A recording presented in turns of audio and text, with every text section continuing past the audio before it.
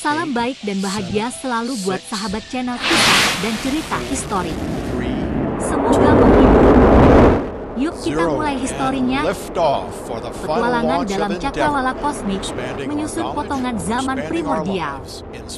Detik pertama dari kekosongan. Bayangkan sebuah ruang tak berbatas. Tak ada cahaya, tak ada waktu, tak ada suara. Hanya kesunyian absolut. Disitulah semuanya bermula. Sebuah ketiadaan yang mengandung potensi segalanya. Lalu, dalam sekejap yang bahkan belum bisa disebut waktu, ia terjadi, ledakan tanpa suara yang bukan menghancurkan, tetapi melahirkan. Ledakan itu kita kenal dengan nama dentuman besar, atau Big Bang. Tapi jangan bayangkan seperti bom yang menggelegar, ia lebih seperti kelahiran irama pertama dalam konser kosmik. Dalam sepersekian detik, energi murni memadat menjadi partikel, membentuk ruang, waktu, dan hukum fisika. Dari kekacauan, lahir keteraturan. Dari gejolak, lahir simfoni yang tak berujung. Bayi semesta dan napas pertamanya. Pada 10 detik setelah Big Bang, semesta melewati masa yang disebut inflasi kosmik, sebuah momen ketika ia mengembang jauh lebih cepat daripada kecepatan cahaya. Dalam sekejap, dari ukuran lebih kecil dari atom, ia mengembang menjadi lebih besar dari galaksi. Disitulah lahir ruang antar bintang, ruang antara semua yang akan ada.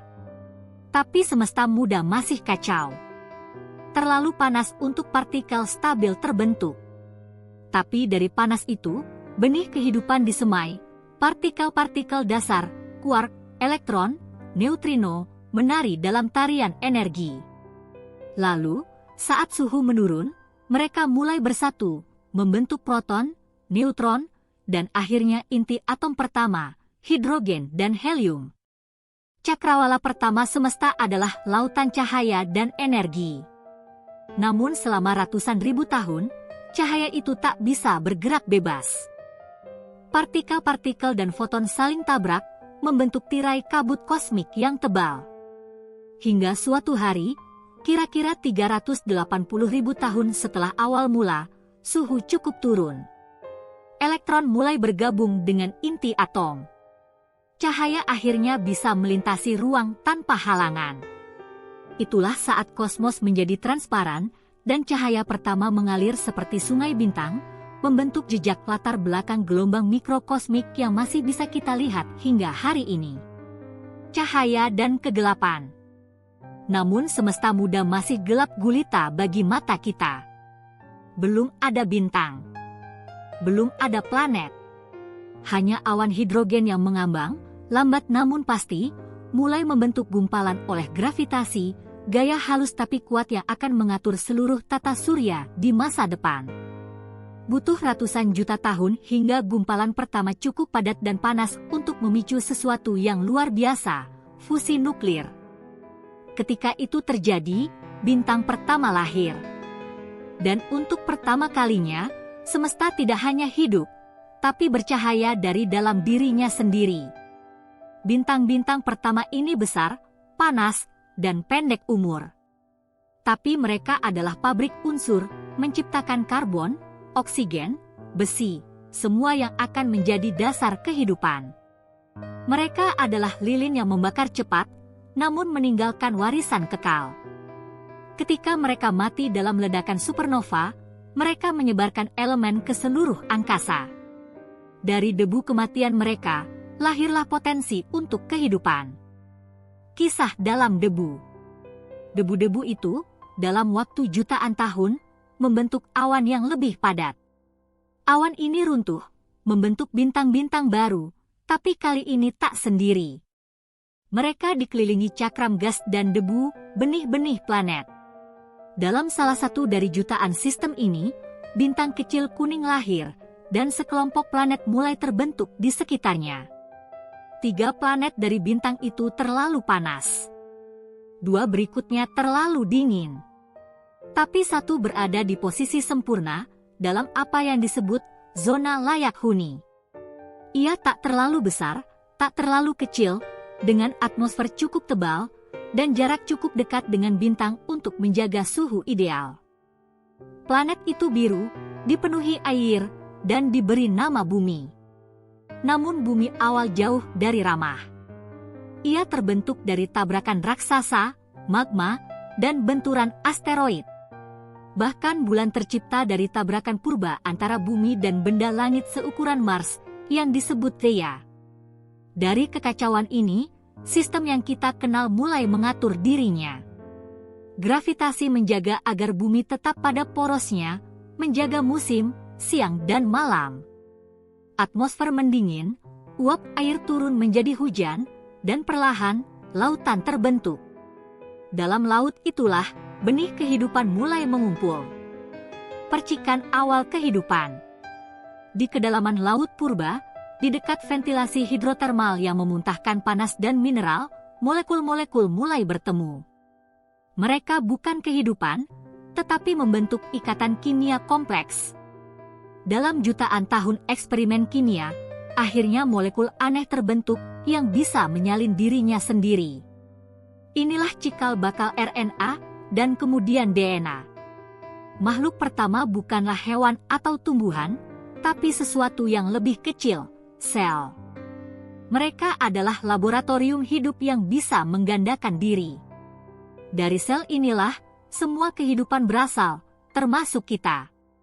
Setiap bentuk kehidupan, dari bakteri hingga manusia, adalah warisan dari pertemuan molekul di laut purba itu. Dari awal yang tanpa kesadaran, lahir kecerdasan. Dari air asin, lahir cinta, tawa, dan doa. Dan semuanya dimulai dari kekosongan total yang hanya berisi potensi. Langkah menuju kesadaran. Bumi terus berputar. Sel-sel pertama berkembang, berkoloni, bekerja sama. Mereka mulai berevolusi, membentuk organisme multisel, lalu jaringan, organ, dan akhirnya sistem yang rumit. Lautan menjadi padat oleh kehidupan mikroskopik. Atmosfer berubah, kini mengandung oksigen. Permukaan bumi menjadi taman percobaan bagi kehidupan dalam segala bentuknya. Dari sinilah taman primordial itu tumbuh, bukan sebagai tempat mitos, tapi kenyataan. Suatu taman luas yang dirawat oleh hukum fisika dan waktu. Tak ada tukang kebun, tapi semesta sendiri adalah pengatur. Dan dalam setiap daunnya, setiap tetes airnya, tersembunyi cerita miliaran tahun. Petualangan kita baru dimulai. Ketika kehidupan belajar berjalan dan berpikir. Matahari pagi pertama menyinari bumi yang sudah berubah. Lautan telah menjadi ladang kehidupan mikroskopik yang sibuk. Atmosfer yang dulu beracun kini mulai kaya oksigen. Hujan, petir, dan pasang surut mengatur ritme waktu bagi planet muda yang perlahan mulai tenang. Namun, kehidupan belum berhenti di titik ini. Ia terus mencoba, gagal, lalu mencoba lagi. Karena sejatinya, evolusi adalah cerita tentang kegigihan dan kemungkinan. Dari sel ke simfoni kehidupan. Berjuta tahun setelah sel pertama lahir, makhluk bersel satu mulai berkoloni, bersatu, dan berbagi tugas. Ada yang bertugas mencerna makanan, ada yang bergerak, ada yang menjadi pelindung. Dari kerjasama itu, lahirlah makhluk multiseluler pertama. Sebuah lompatan besar dalam sejarah semesta. Organisme menjadi lebih kompleks. Mereka membentuk jaringan otot, sistem pencernaan, bahkan struktur saraf sederhana. Beberapa belajar untuk merayap di dasar laut, yang lain mengapung atau berenang. Lautan menjadi panggung tarian tak berujung, makhluk-makhluk kecil saling makan, berkembang biak, dan berebut tempat di dunia yang semakin ramai. Lalu terjadi sesuatu yang luar biasa, ledakan Kambrium, sekitar 541 juta tahun lalu. Dalam waktu yang relatif singkat, keragaman bentuk kehidupan meledak. Makhluk dengan cangkang, kaki, mata, dan organ mulai muncul. Dunia bawah laut menjadi dunia yang sangat hidup. Mereka masih tidak sadar akan keberadaan semesta yang melahirkannya, tapi insting mereka untuk hidup, untuk bertahan, untuk berkembang, adalah gema dari hukum kosmik itu sendiri. Pendakian ke daratan. Beberapa organisme mulai menjelajah ke tepian laut. Mereka menemukan lumpur, daratan yang lembab, dan tantangan baru. Tak ada air melimpah di sana, tak ada pelindung dari matahari, tapi ada kesempatan. Tanaman menjadi pelopor pertama, berakar di tanah, menciptakan oksigen, dan menyediakan bayangan serta makanan. Setelahnya, hewan-hewan mengikuti. Amfibi pertama menyeret tubuh mereka ke darat, bernapas dengan paru-paru yang belum sempurna. Reptil menyusul, lalu burung yang belajar terbang, dan mamalia yang berkembang di malam hari untuk menghindari predator. Selama jutaan tahun, kehidupan terus mencoba bentuk baru. Ada yang gagal dan punah. Dinosaurus berkuasa selama lebih dari 160 juta tahun, waktu yang jauh lebih lama dari sejarah manusia. Namun akhirnya, mereka juga lenyap, memberi jalan bagi spesies lain. Sebuah tabrakan asteroid, sisa kekacauan semesta, mengakhiri masa kejayaan mereka. Tapi dari abu kehancuran itu, muncul makhluk kecil berbulu yang hidup di gua-gua, pemalu dan sederhana, nenek moyang mamalia modern. Kesadaran muncul di hutan dan padang rumput. Dari mamalia, primata lahir. Mereka hidup di pepohonan, menggunakan tangan untuk menggenggam, dan mata yang menghadap ke depan untuk memperkirakan jarak. Otak mereka berkembang lebih cepat. Mereka mulai mengenal rasa ingin tahu. Beberapa spesies primata turun dari pohon, hidup di padang rumput yang luas. Di sanalah evolusi bekerja dengan kecepatan tak terduga. Mereka belajar berjalan tegak, melepaskan tangan untuk tugas lain, membuat alat, memegang anak, dan menunjuk arah. Mereka mulai berkomunikasi bukan hanya dengan gerakan, tapi dengan suara. Bahasa terbentuk. Simbol-simbol menjadi makna. Imajinasi lahir. Mereka mulai bertanya, apa ini? Siapa kita? Mengapa kita hidup? Dari semua spesies, satu kelompok mulai menandai gua dengan lukisan, memakamkan orang yang mati, dan menatap bintang-bintang dengan kagum. Manusia. Api, mitos, dan mimpi. Manusia menemukan api. Mereka tidak hanya menggunakan alam, tapi mulai memahaminya. Api menghangatkan, melindungi, dan mempersatukan.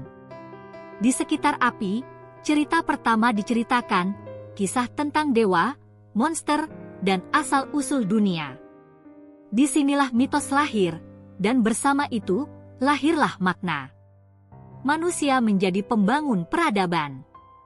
Mereka membuat alat dari batu, lalu logam.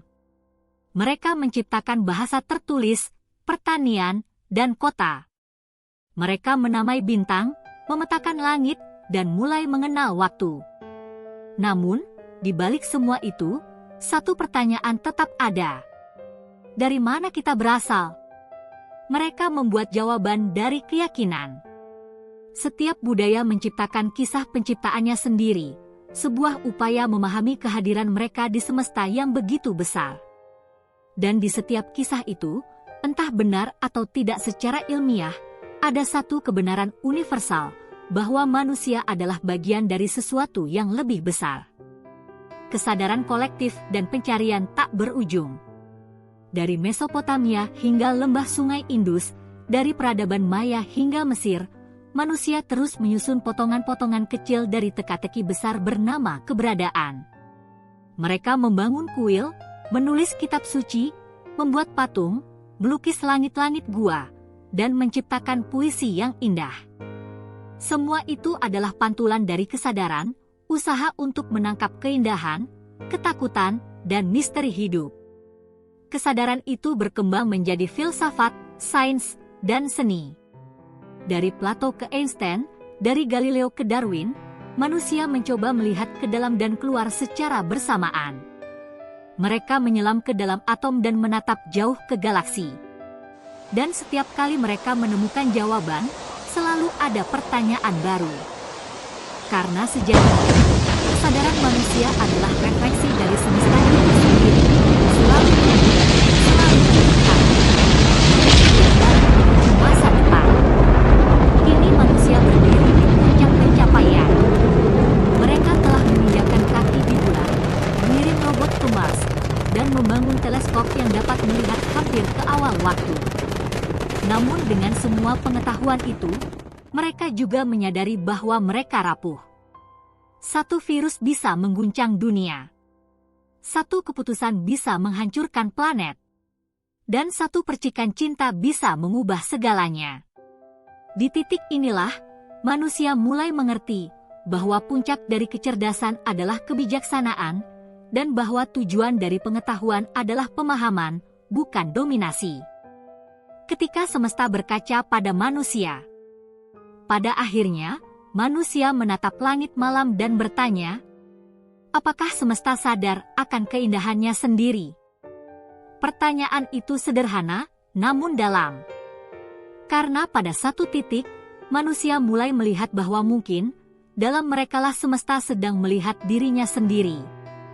Kesadaran sebagai cermin alam semesta. Setiap neuron di dalam otak manusia adalah hasil dari miliaran tahun evolusi. Setiap pikiran, rasa takut, cinta, dan keingintahuan adalah tarian listrik dari unsur-unsur yang dulu hanya gas panas setelah Big Bang. Besi dalam darah mereka berasal dari jantung bintang yang meledak. Kalsium di tulang mereka terbentuk dalam supernova. Hidrogen yang mengalir dalam air adalah unsur pertama semesta itu sendiri. Dengan kata lain, manusia bukan hanya bagian dari alam semesta, mereka adalah alam semesta yang menjadi sadar. Bukan kebetulan jika kita terpesona oleh langit malam, laut dalam, atau gema suara di lembah.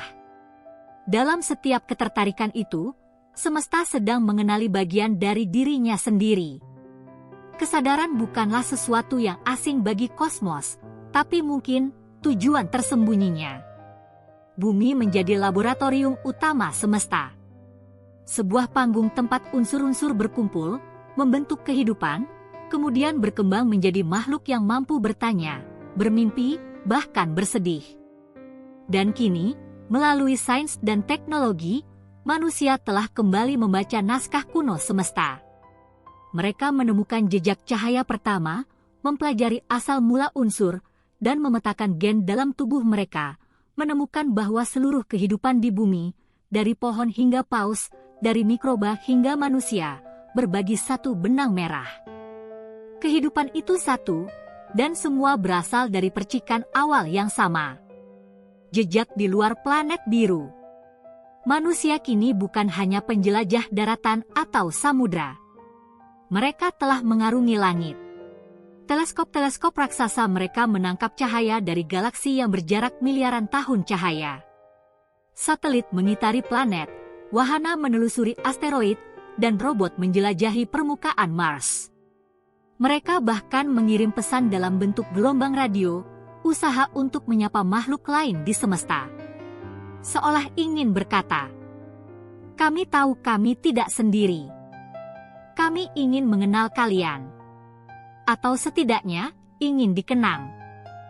Kapsul waktu seperti Voyager membawa suara gelak tawa, musik Bach dan Chuck Berry, serta pesan dalam banyak bahasa bumi. Siapa tahu, suatu hari, tangan asing di alam semesta akan memutar rekaman itu dan menyadari bahwa di planet kecil ini pernah hidup makhluk yang tahu mencintai, memimpikan, dan memahami keindahan. Namun, upaya itu juga mengandung pengakuan mendalam bahwa waktu mereka terbatas. Bahwa bumi suatu hari akan berubah, matahari akan padam, dan galaksi akan menari dalam siklus baru. Manusia mungkin punah, tapi cerita mereka, kalau semesta berbaik hati, akan hidup dalam jejak cahaya, ukiran di batu, atau sinyal yang terbang di ruang hampa. Cinta, seni, dan makna di antara bintang. Apa gunanya kesadaran jika tidak mampu mencintai? Manusia membangun keluarga, menyusun puisi, menciptakan musik, melukis langit malam, dan menangis saat matahari terbenam.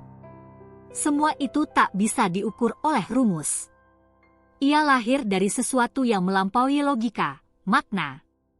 Makna adalah apa yang membuat manusia berbeda. Mereka menciptakan mitos bukan karena bodoh, tetapi karena ingin menghubungkan diri dengan sesuatu yang lebih besar. Mereka menciptakan sains bukan untuk menaklukkan, tetapi untuk mengerti. Dan dari cinta lahirlah belas kasih. Mereka belajar merawat sesama, memaafkan, dan berjuang untuk perdamaian. Di tengah kekacauan sejarah, selalu ada cahaya kecil, satu pelukan, satu lagu, satu senyum yang menyelamatkan jiwa lain. Bagi semesta yang begitu luas dan dingin, keberadaan manusia yang mampu mencintai mungkin adalah kehangatan pertama yang benar-benar berarti. Menuju kosmos dalam dan luar. Sekarang, di abad ke-21, manusia berada di persimpangan jalan. Di satu sisi, mereka memiliki kemampuan untuk menghancurkan diri sendiri dan planet mereka. Di sisi lain, mereka juga memiliki potensi untuk berkembang menjadi penjaga kehidupan, pembawa cahaya, dan pencari kebenaran. Pertanyaannya bukan lagi, apakah kita sendirian, tapi apakah kita akan menjadi makhluk yang layak dipercaya oleh semesta? Mereka mulai memahami bahwa kehidupan tak hanya perlu ditaklukkan, tapi dijaga. Bahwa teknologi tanpa kebijaksanaan bisa membinasakan. Bahwa kecerdasan buatan, penjelajahan ruang angkasa, dan genetika adalah pedang bermata dua yang bisa membangun surga atau menciptakan neraka. Dan dalam kesadaran itu, manusia mulai berbalik ke dalam. Menatap bukan hanya ke bintang-bintang, tetapi ke dalam hati sendiri. Karena mungkin, cakrawala paling luas bukan di luar sana, tapi di dalam jiwa. Sang penjelajah kosmos. Bayangkan satu manusia berdiri di dataran luas, menatap langit penuh bintang. Dia bukan perempuan, bukan rasul, bukan nabi. Dia hanyalah manusia biasa, tapi dalam dirinya bergema seluruh sejarah semesta. Ia terbuat dari atom yang dulu lahir di bintang. Ia membawa DNA leluhur yang pernah berjalan di gua, di hutan, di padang pasir. Ia mengenang puisi, memetik gitar, dan menatap langit dengan rasa ingin tahu yang sama seperti nenek moyangnya. Ia tahu bahwa ia kecil.